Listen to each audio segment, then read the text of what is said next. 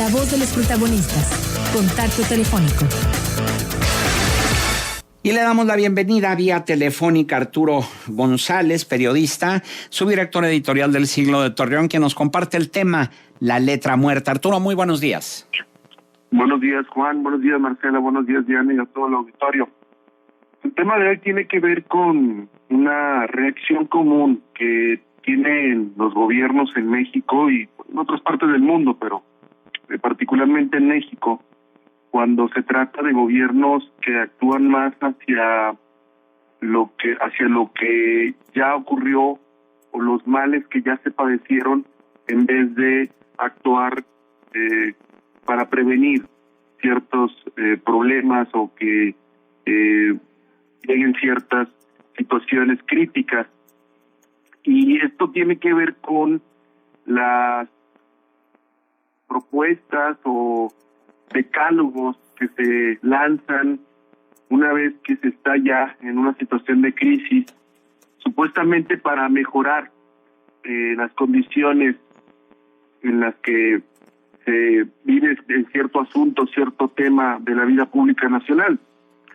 Y también con las leyes que se proponen en iniciativas para tratar de corregir las irregularidades que ya ocasionaron serios problemas al erario o a los gobiernos en los estados o el propio gobierno federal.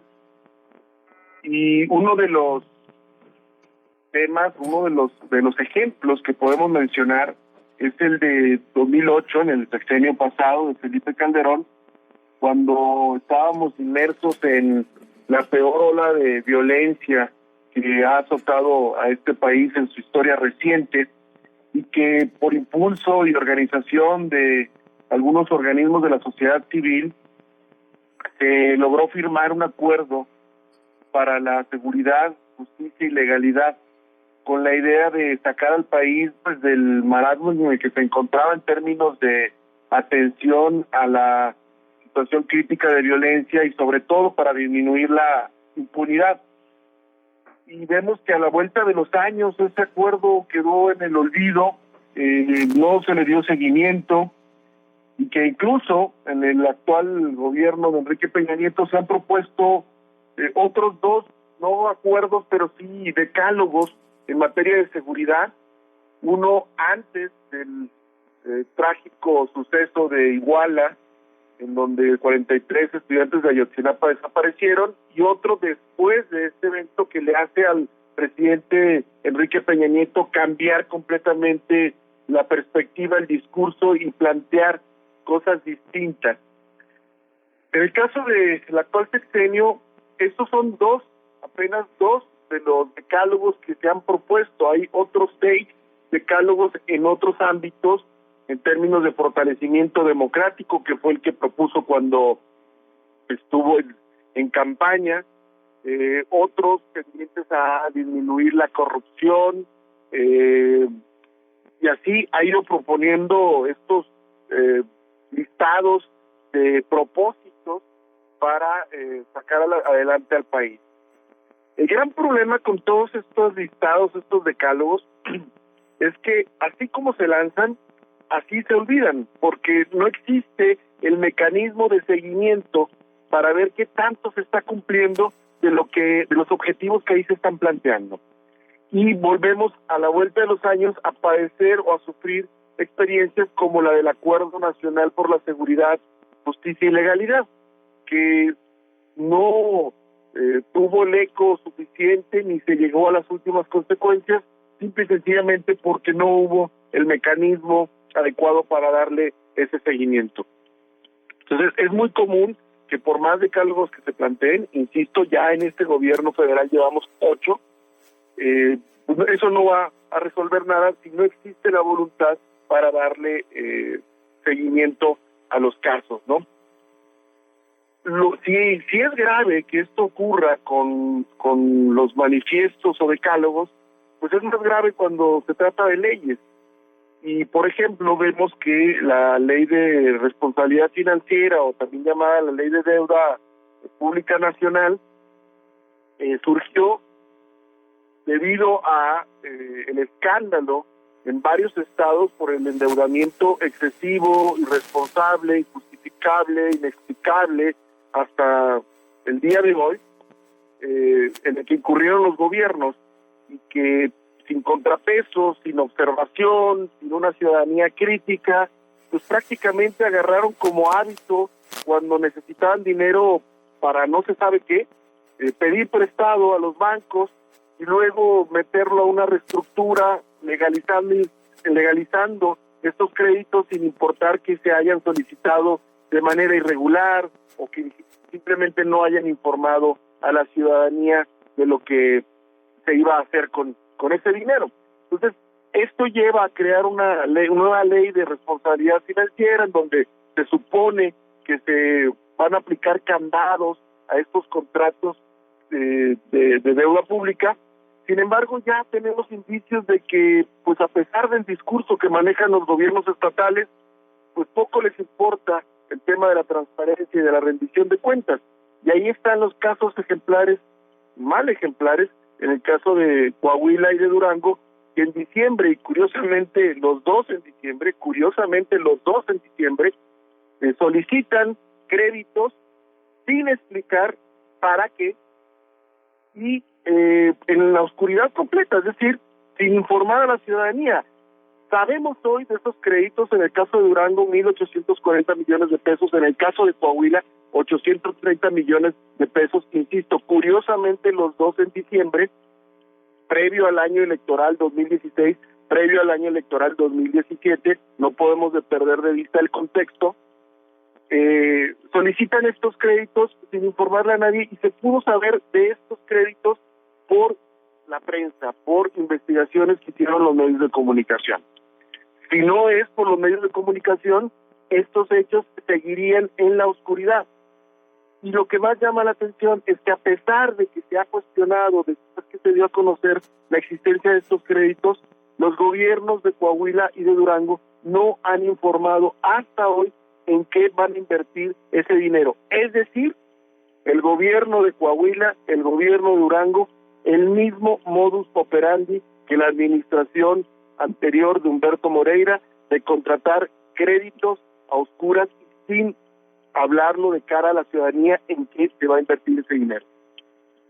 Sin embargo, es curioso escuchar al gobernador Rubén Moreira y al gobernador Jorge Herrera Caldera en sus discursos ponderar esta nueva ley de responsabilidad financiera y ponderar también como uno de los principales valores de sus gobiernos el de la transparencia, cuando vemos que en los hechos están haciendo una cosa totalmente contraria.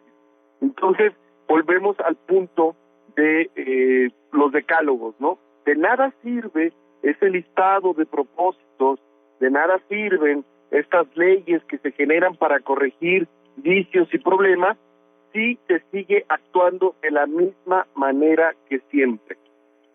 Y además que sin los contrapesos, sin una ciudadanía crítica articulada que pueda exigirle, pues simple y sencillamente las cosas vuelven a ocurrir, la historia se repite.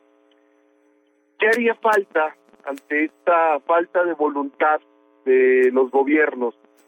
Porque yo creo que es un despropósito esperar a que los gobiernos de pronto les llegue esta voluntad política y se sienten a revisar ahora sí qué es lo que está mal y darle seguimiento a cada uno de las propuestas o leyes para que se cumplan. Lo que hace falta es que haya una presión real de la ciudadanía que obligue a los gobiernos a establecer mecanismos de evaluación de todas y cada una de las propuestas que se plantean en estos decálogos y también darle seguimiento periódico al cumplimiento de las leyes. Es decir, no se trata solamente de aprobar leyes, sino también de garantizar su cumplimiento a través de la creación de mecanismos institucionales. Si no se puede generar esto, simple y sencillamente ningún decálogo, ninguna ley va a funcionar. Así de sencillo. Y pues el caso de la deuda, de la contratación de estos créditos, pues llama la atención porque demuestran los gobiernos no solamente una contradicción, sino también una falta de responsabilidad, sobre todo en el caso de Coahuila, en donde ya la deuda es de más de 40,000 millones de pesos, aunque el gobierno, los funcionarios del gobierno estatal no lo quieran reconocer de palabra, pero sí lo reconocen en sus avances de gestión financiera, porque en los reportes ahí está, la deuda pública de Coahuila es de más de 40,000 millones de pesos, aunque ellos no lo quieran reconocer públicamente o de palabra, ahí están los reportes financieros y solamente basta con consultarlos. Es una deuda pública bancaria y no bancaria, son más de 40,000 millones de pesos, 37,000 y pico de deuda bancaria y 3,000 millones de pesos de deuda a proveedores y otro tipo de deuda. Son más de 40,000 millones de pesos. Y a pesar de ese nivel, llama la atención que el gobierno de Coahuila sigue incurriendo en las mismas prácticas que el gobierno anterior. Insisto, si no hay contrapesos, si no hay una presión, si no se crean los mecanismos institucionales para darle seguimiento, muy poco va a cambiar. Pues muy pertinentes los ejemplos que tú pones de la letra muerta, de los que hace referencia en tu colaboración de hoy, Arturo, sobre todo en este Acuerdo Nacional por la Seguridad, Justicia y Legalidad, que es un documento que pues prácticamente quedó nada más, ahora sí que como tú lo titulas, en letra muerta, y no se diga la Ley de Responsabilidad Financiera.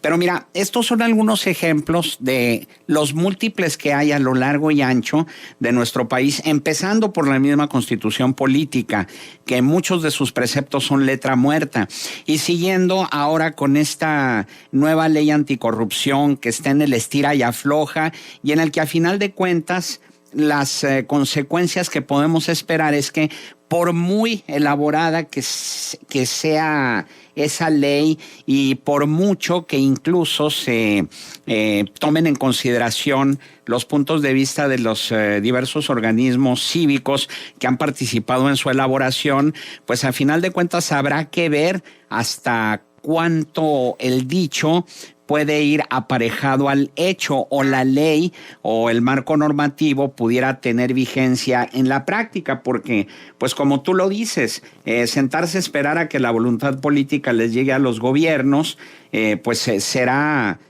poner una silla y ponernos a esperar, porque esa voluntad política nunca va a llegar si no es por la fuerza ciudadana, si no es por la presión de los organismos de la sociedad civil. Sí, y lo más trágico es que a la vuelta de los meses, de los años, nos damos cuenta que esas propuestas, esos acuerdos, esos decálogos, esas leyes, pues de nada sirvieron, ¿no? Y que, pues sí, en el papel pueden estar muy interesantes, pueden contener ideas, otras francamente obviedades, pero en algunos hay algo rescatable, en algunas de ellas sí hay cosas rescatables, pero de nada sirven si no existe la forma de llevarlas a cumplimiento, ¿no? Y sobre todo que los gobiernos pues, se valen de argucias para no cumplirlas, de una retórica ya muy rancia, muy barata, de una falta total de respeto a la ciudadanía, que en realidad es preocupante, o sea, de hasta cuándo la ciudadanía va a permitir que se le siga faltando el respeto de esta manera, ¿no? O sea, que se le diga que es negro cuando es blanco y todo el mundo lo ve blanco y el gobierno insiste en decir que es negro, es negro, es negro, es negro. Es en realidad una falta de respeto total, o sea, ya es darle de 10 cachetadas a la ciudadanía y llama la atención que no exista esa reacción. Insisto, o sea, falta articulación, falta una organización más eficiente, más contrapesos, y también un cuestionamiento muy duro hay que hacer a los partidos que se dicen de oposición, que según ellos son el contrapeso natural de los gobiernos, y vemos que el papel que desempeñan es triste, ¿no? Es un papel de oposición de paja, de papel, que no representa absolutamente ningún contrapeso, ninguna fuerza que obligue a los gobiernos a actuar en consecuencia de los problemas, y que muchas veces se convierten en comparsas, se convierten en meros organizaciones que terminan por legitimar a quien se encuentra en el gobierno, ya sea participando en elecciones claramente amañadas, prestándose a juegos políticos bastante turbios, fingiendo ser oposición en la Cámara, cuando en la realidad lo único que están haciendo es proponer lo mismo, replicar los mismos vicios de quienes están en el gobierno. Entonces yo creo que el panorama es bastante negro, es bastante triste, ¿no? Oye, Arturo, déjame interrumpirte porque se nos va el tiempo y sí es importante preguntarte lo siguiente. Acabamos de recibir una misiva del diputado local Leonel Contreras Pámanes, donde renuncia a su participación en la Comisión de la Deuda porque francamente la comisión pues no ha hecho absolutamente nada. ¿Cómo podríamos y qué responsabilidad tienen los diputados en turno en aclarar todas las dudas que hay respecto a la megadeuda? ¿Te parece que el actuar del diputado Contreras Pámanes tendría que ser secundado por el resto de los diputados que pertenecen a esta comisión? Pues mira, lo primero que te puedo decir es que me extraña que hasta ahora se haya dado cuenta que la Comisión de Deuda Pública no sirve para nada, porque eso lo sabemos desde la administración anterior, desde la legislatura anterior. Esta comisión no es nueva, la comisión se creó en la legislatura anterior y no sirvió para nada. O sea, ¿qué pasó? Igual, casi al final, algunos diputados renunciaron a la comisión porque se dieron cuenta, entre comillas, que no servía para nada. Estamos viendo la misma historia ahora. O sea, por favor, todo el mundo sabe que no sirve para nada esa comisión. Uh-huh. O sea, creo que tendríamos que empezar por ahí. Bien. Muy bien. Vuelvo a lo mismo, ¿no? O sea, el papel que juegan los partidos de oposición, entre comillas, ¿no? Claro. Arturo, pues otro ejemplo de letra muerta, ¿algún punto de contacto? Sí, nos leemos en Twitter, @ArGonzaga. Muchas gracias.